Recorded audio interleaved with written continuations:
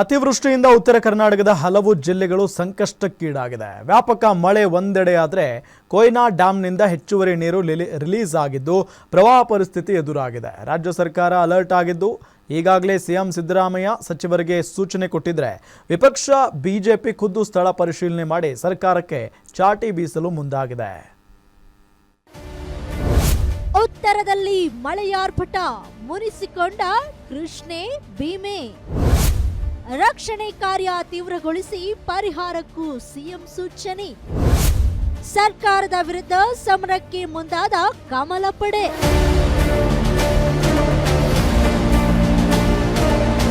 ಮಹಾ ಮಳೆಯಾರ್ಭಟಕ್ಕೆ ಉತ್ತರದಲ್ಲಿ ಕೃಷ್ಣೆ ಮತ್ತು ಭೀಮಾ ಮತ್ತೆ ಮುನಿಸಿಕೊಂಡಿವೆ.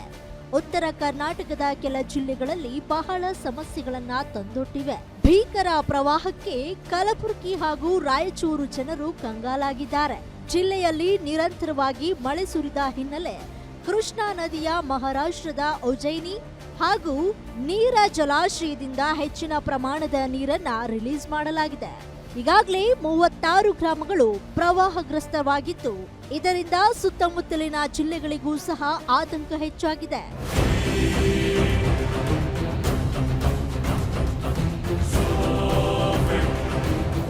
ಇನ್ನು ಬಿಜಾಪುರ, ಬಾಗಲಕೋಟೆ, ರಾಯಚೂರು ಭಾಗದಲ್ಲಿ ದಿನೇ ದಿನೇ ಪ್ರವಾಹ ಹೆಚ್ಚಾಗ್ತಾ ಇದ್ದು ಸಿಎಂ ಸಿದ್ದರಾಮಯ್ಯ ಮುಂಜಾಗ್ರತಾ ಕ್ರಮಗಳನ್ನ ಕೈಗೊಳ್ಳಲು ಸೂಚನೆ ನೀಡಿದ್ದಾರೆ. ನಿನ್ನೆ ಸಚಿವ ಕೃಷ್ಣ ಬೈರೇಗೌಡ ಹಾಗೂ ಸರ್ಕಾರದ ಮುಖ್ಯ ಕಾರ್ಯದರ್ಶಿ ಶಾಲಿನಿ ರಜನೀಶ್ ಜೊತೆ ಚರ್ಚಿಸಿದ್ದ ಸಿಎಂ ಸಿದ್ದರಾಮಯ್ಯ ಇಂದು ಬೆಳಗ್ಗೆ ಹೈ ಅಲರ್ಟ್ ಘೋಷಿಸಿದ್ದಾರೆ. ಜೊತೆಗೆ ಡಿಸಿ ಮತ್ತು ಸಿಇಒಗೆ ಪ್ರವಾಹ ಪೀಡಿತ ಪ್ರದೇಶಗಳಿಗೆ ಖುದ್ದು ಭೇಟಿ ನೀಡಿ ತುರ್ತು ಕ್ರಮ ಕೈಗೊಳ್ಳಿ ಹಾಗೂ ಮಾನವ ಮತ್ತು ಜಾನುವಾರುಗಳ ಪ್ರಾಣಹಾನಿಯಾಗದಂತೆ ಎಚ್ಚರ ವಹಿಸಿ ಎಂದು ಸೂಚನೆ ನೀಡಿದ್ದಾರೆ.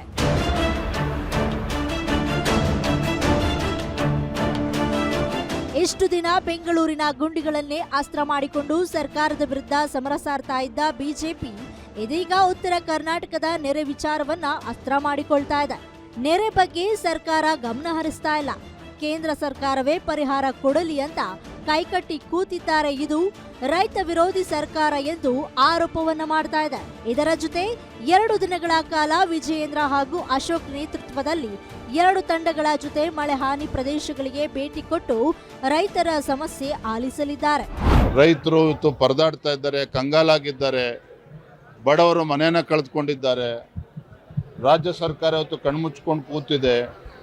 ಹಿಂದೆ ಬಿಜೆಪಿ ಸರ್ಕಾರ ಇದ್ದಾಗ, ಯಡಿಯೂರಪ್ಪನವರು ಮುಖ್ಯಮಂತ್ರಿಗಳಿದ್ದಾಗ ಕೇಂದ್ರ ಸರ್ಕಾರ NDRF ನಾರ್ಮ್ಸ್ ಪ್ರಕಾರ ಏನು ಪರಿಹಾರ ನೀಡಬೇಕಾಗಿತ್ತು